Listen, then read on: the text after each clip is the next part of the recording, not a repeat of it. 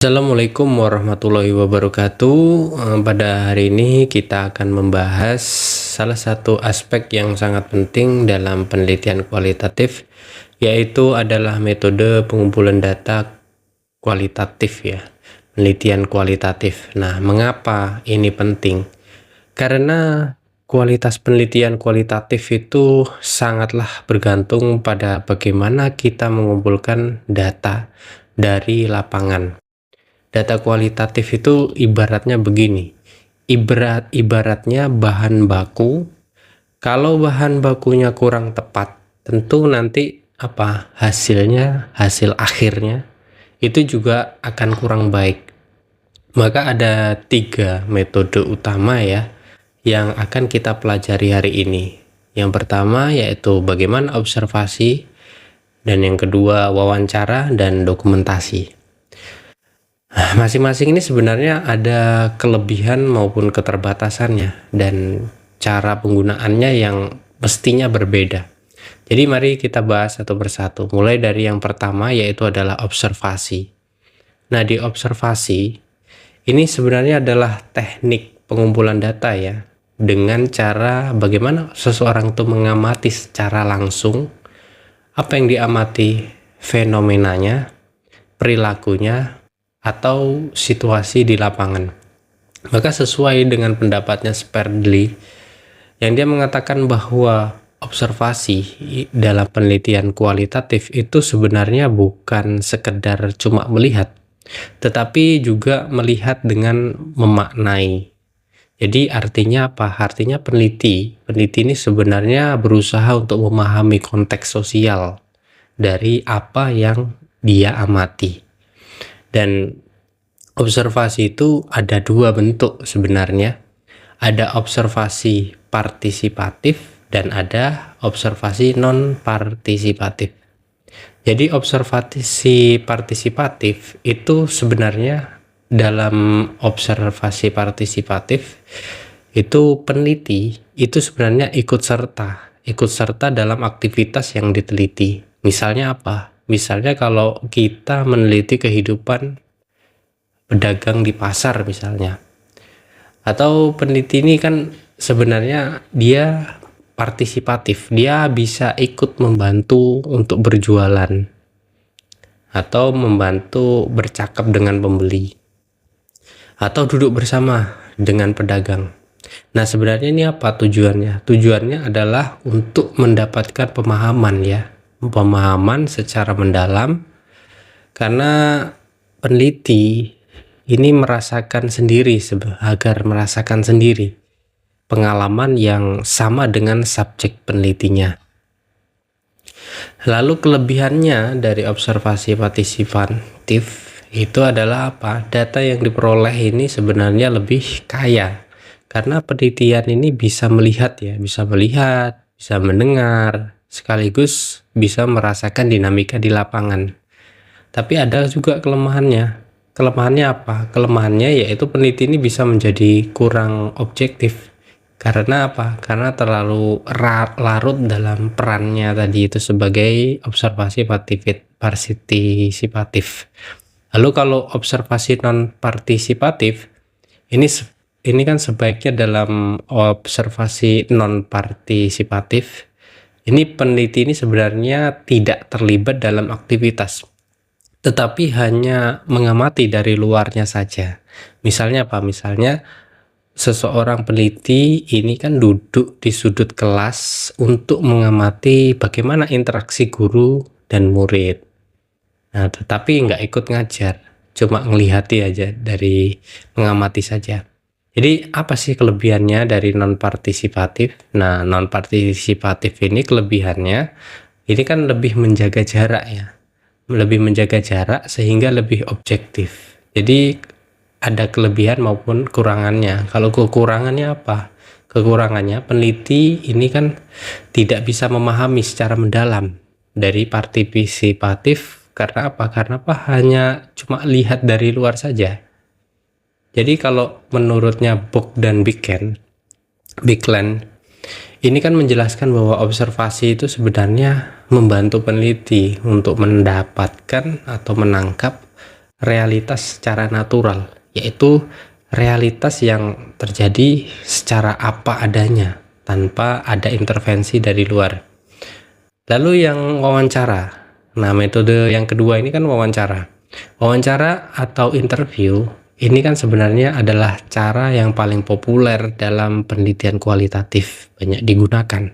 Dan wawancara ini sebenarnya memungkinkan kita menggali informasi ya secara langsung dari narasumber melalui suatu percakapan.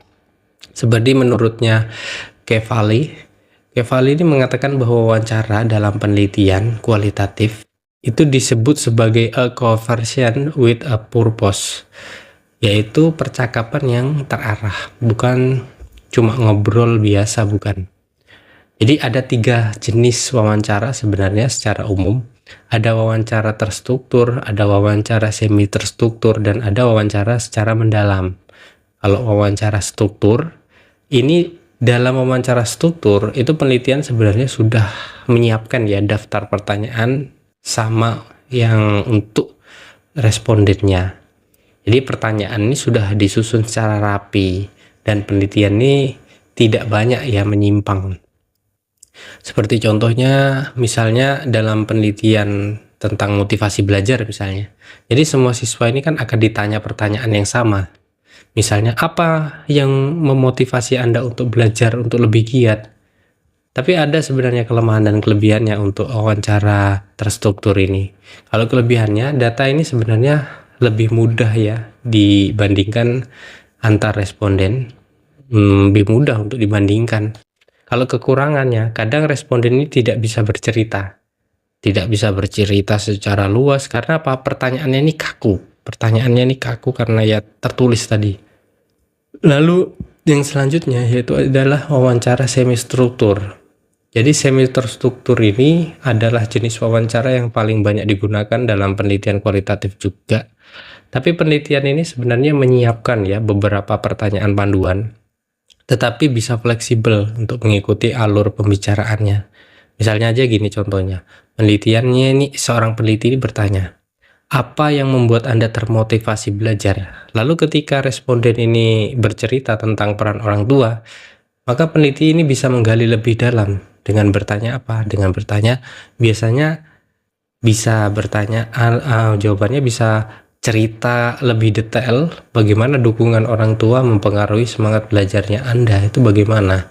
Nah, sebenarnya jenis ini memberi ruang ya untuk eksplorasi yang lebih dalam sambil tetap menjaga fokus penelitiannya. Lalu ada juga wawancara mendalam atau in-depth interview, yang mana di sini wawancara mendalam ini kan bisa dilakukan untuk menggali pengalaman ya, pandangan juga bisa, atau perasaan responden secara lebih personal. Tidak ada daftar pertanyaan yang kaku. Peneliti ini kan sebenarnya lebih banyak menggunakan pertanyaan terbuka. Seperti apa? Bisa ceritakan pengalaman Anda saat itu. Nah, jenis wawancara yang mendalam ini kan memang sering dipakai dalam penelitian fenomenologi, di mana penelitian ini sebenarnya untuk memahami pengalaman subjektif partisipan. Jadi misalnya peneliti tentang pengalaman pasien penderita kanker dalam menjalani kemoterapi misalnya. Nah, itu kan bisa kita dapatkan langsung datanya secara mendalam. Lalu apa sih kelebihannya yang secara mendalam tadi? Nah, ini data yang diperoleh ini kelebihannya, ini sangat kaya ya, sangat mendalam. Tapi ada pun kekurangannya. Kekurangannya apa? Yaitu membutuhkan keterampilan tinggi sebenarnya untuk peneliti, untuk apa? Untuk membangun kepercayaannya tadi. Serta mestinya akan memakan waktu yang lama sebenarnya. Lalu kita bahas yang dokumentasi, metode ketiga ini ya, yang dokumentasi.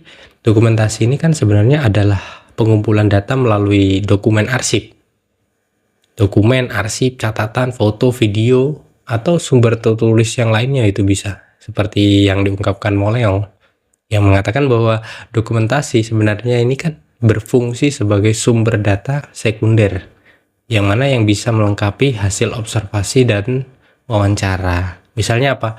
Jika misalnya kita meneliti manajemen sekolah misalnya, kan kita bisa memeriksa dokumen. Dokumen apa? Ya, berupa kurikulumnya, buku, agenda, laporan kegiatannya, dan misalnya ada catatan rapat gitu, itu kan bisa kita cek. Jadi dokumen ini kan juga bisa berupa dokumen pribadi juga. Misalnya apa, catatan harian, surat, atau foto keluarga yang bisa membantu memahami konteks kehidupan partisipan. Lalu kelebihannya dokumentasi ini apa? Kelebihannya, ini data dokumentasi ini lebih stabil. Jadi tidak berubah-ubah ya seperti wawancara. Dan juga selain itu, dokumen ini kan bisa menjadi bukti atau memperkuat temuan lapangan. Tapi ada kekurangan loh. Kekurangannya apa sih? Kadang dokumen ini tidak lengkap, bias, atau hanya menampilkan sudut pandang tertentu saja. Nah, mengapa 3 metode ini harus dikombinasikan? Nah, kenapa kok 3 ini ya? Karena apa? Karena dalam penelitian kualitatif ini bisa kita tidak hanya menggunakan satu metode saja, melainkan kita harus mengkombinasikan beberapanya. Ini kan biasa disebut triangulasi data. Nah, tujuannya apa sih? Tujuannya adalah untuk meningkatkan validitas. Misalnya pas hasil wawancara dengan guru ini kan bisa kita perkuat dengan apa? Dengan observasi di kelas dan dokumen laporan sekolah. Nah, dengan begitu hasil penelitian ini kan lebih dipercaya. Seperti contoh jika misalnya seorang siswa ini kan mengatakan bahwa dia rajin belajar. Nah, kan penelitian ini kan bisa mengecek ya catatan nilai akademik ya. Seperti apa dokumentasi, dan juga kan bisa kita mengamati perilaku di kelasnya atau observasi. Nah, kalau semua ini konsisten, data itu ya semakin kuat. Lalu kita bahas etika dalam pengumpulan data. Nah, etika dalam pengumpulan data sebelum kita akhiri, itu kita jangan lupa untuk pengumpulan data dalam penelitian kualitatif ini kan sebenarnya juga ada etika penelitiannya. Misalnya dalam observasi, ini kan jangan sampai peneliti itu mengganggu privasi partisipan. Terus misalnya dalam wawancara. Nah, dalam wawancara juga harus ada informed consent, yaitu apa? Persetujuan dulu dari responden bahwa ia ini bersedia untuk diwawancarai. Terus dalam dokumentasi, ini kan pasti etikanya pastikan dulu penggunaan dokumen ini tidak melanggar kerahasiaan ya atau hak cipta gitu ya. Nah, penelitian kualitatif kan bukan hanya pengambilan data, tetapi juga kepercayaan ini. Jadi intinya untuk dari pembahasan semua itu kita kan bisa simpulkan ya, observasi itu sebenarnya membantu kita ya melihat fenomena secara langsung. Bisa dengan partisipatif atau non partisipatif. Sedangkan wawancara ini kan sebenarnya membantu ya menggali informasi dari narasumber, bisa terstruktur, semi terstruktur atau mendalam. Sedangkan dokumentasi ini sebenarnya memberi data tambahan dari catatan atau arsip yang sudah ada. Nah, ketiganya itu sebaiknya digunakan bersamaan dalam suatu triangulasi agar apa? Agar hasil penelitiannya ini lebih valid. Nah, dengan kita memahami dan menggunakan metode itu secara tepat, maka penelitian kualitatif kita ini akan lebih kaya, mendalam, dan bisa dipertanggungjawabkan. Oke, mungkin itu dulu, kita lanjut ke video berikutnya. Assalamualaikum warahmatullahi wabarakatuh.